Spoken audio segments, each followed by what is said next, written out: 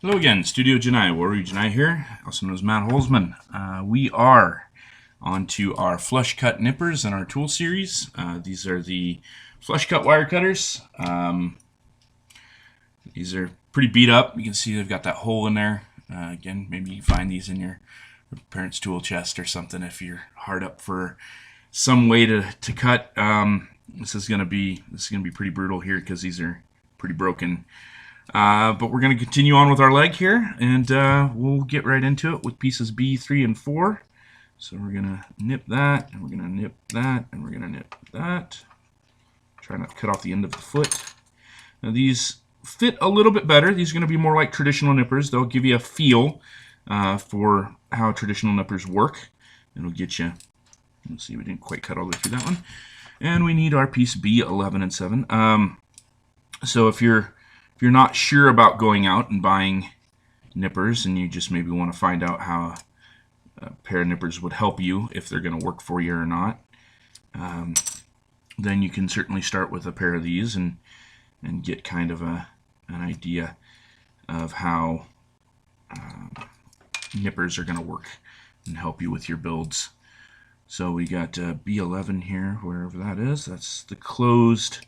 We'll go ahead and do them closed for now, the closed missile pods. All right, so these guys, there's still some nubs. I don't know if that's really showing up. If I can get a little piece of paper here, put behind there, you can see those. They're going to be a little harder to see because these are actually cutting flush. They're cutting against the plastic. There is still some cleanup to be done here because these are not perfect. Again, these are, used old beat up nippers. They're more squashing the plastic around it.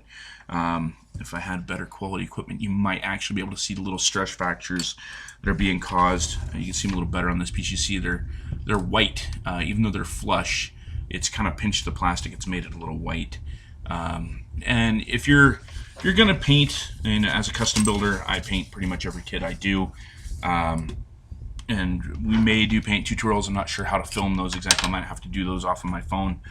But if you're a custom builder, things like stress marks aren't going to bother you because you're just going to paint over that anyway when you do your seam line removal.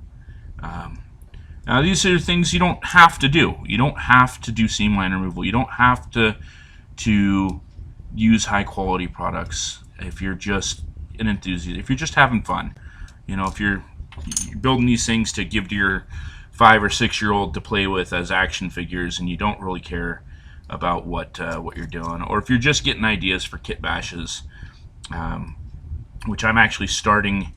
It was hard for me to choose a kit to do for this video series because pretty much every kit I have, I don't want to pre-build until I'm ready to actually build the custom kit that's going along with the build idea that's in my head here. So I build my parts as I need them, not build a kit and then scab the parts because I might need to rework something. So I'd rather not have the parts together. I'd rather still have them on the runner. But anyway, enough talk about customizing. Again, another video series for another day. We'll do our cleanup here on our ugly X-Acto, or our ugly wire cutters, and get this put together and move on to the next step, which I believe will be the other leg. And I believe for that we're actually going to be using our nail clippers. Oh boy, I'm excited for that one. I think it was a long time ago, but I think I had taken a small kit with me to Anime Expo. I want to say this was 2002, 2003, 2004. It was one of those years that we went, and I had taken a small kit with me, but I forgot to bring a pair of nippers, so I ended up using nail clippers that I got from the local, I think it was a CVS or something, and it worked. I did the job. It was not a pretty job. I was not overly satisfied with the job, but I did bring an X-Acto, and I mean, that's something in another video we can do here where we show how to cut your parts off of the runner with an X-Acto blade. And that also does work. So here we are. We've got our completed foot in our leg, and it doesn't look terrible. Newer kits have more what they call undergating. You don't notice as much of the nub marks or cuts because they've thought ahead in how the design is built. You don't notice as much of the seam lines, but you can see here the stress fracture that was caused, that little white dot that is there, and there. Even though it's clean, that is flush, it did stress the plastic underneath.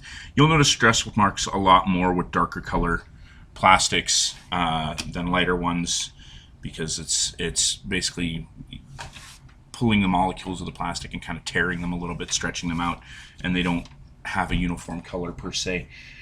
But yeah, so that was flush cut wire cutters. As these guys, again, they've got a bit of a rounded edge. They're not quite a straight cut, so there's going to be a little bit of an arch. These ones are really beat up, so they're pinching the plastic more than cutting it.